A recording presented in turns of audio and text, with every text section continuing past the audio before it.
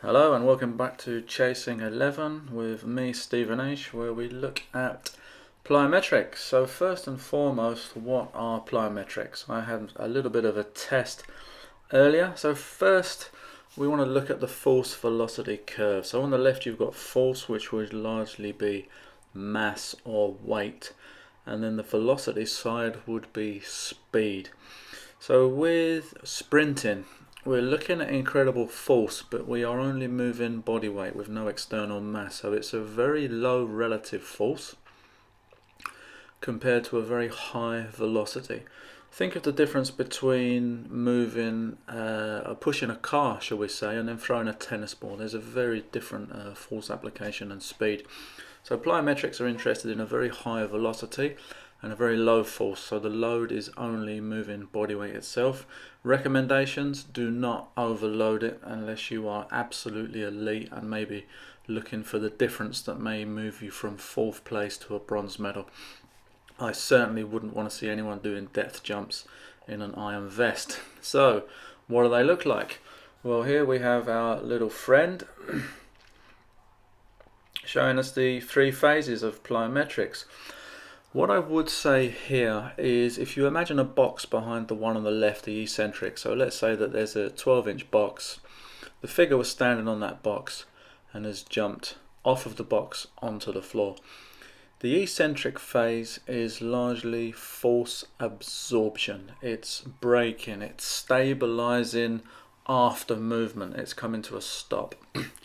The amortization phase, which we're interested in particularly for sprinting and ground contact time, is the transition between landing on the floor, stabilizing, regrouping, absorbing force, and being able to take off again.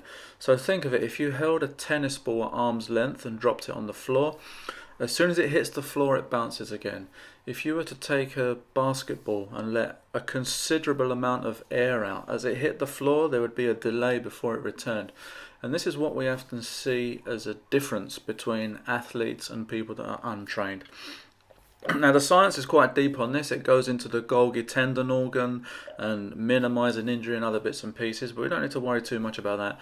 For untrained people, their amortization phase, their transition between force absorption and force production, is going to be a lot longer than a trained athlete that by definition would have it down to probably 100 to 150 milliseconds. You're looking at a considerable amount of time more for the untrained, and there's a reason for this. It takes a long time to fine-tune the nervous system to be able to switch on and off efficiently and also build up the strength necessary to produce these actions with minimal risk or damage to the system itself. So what are the recommendations? Well, first and foremost, this is one of my all-time favorite lifters, Anatoly Pisarenko. He was, absolute world-class Olympic weightlifter. And if you notice the text in red, 1.5 times body weight, this is pretty much a uniform recommendation for body weight. I'll give for weights for plyometrics. I'll give you a true story. Years ago, when I was very active as a strength and conditioning coach, I was a competitive weightlifter. Someone messaged me on Twitter, "Steve, I want to start depth jumps. What do you recommend?" I said, "Well, what's your body weight? What's your back squat?" Their body weight was 90 kilograms. Their back squat was 85. I potentially saved their knees and Achilles. They would have stepped off that box, hit the floor, and probably landed in a world of pain.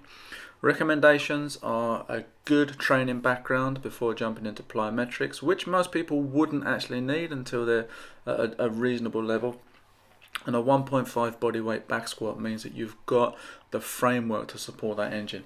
So here's me having a little jump around and a play. These weren't really focused on minimizing the amortization phase. This was really me testing the springs. This was seeing really how the knees could hold up. So I was quite pleased with those. The knees held up. The shins did take a beating, if I'm honest, but so far so good with our test coming soon. Hope you enjoyed that, and thank you for being a part of this journey.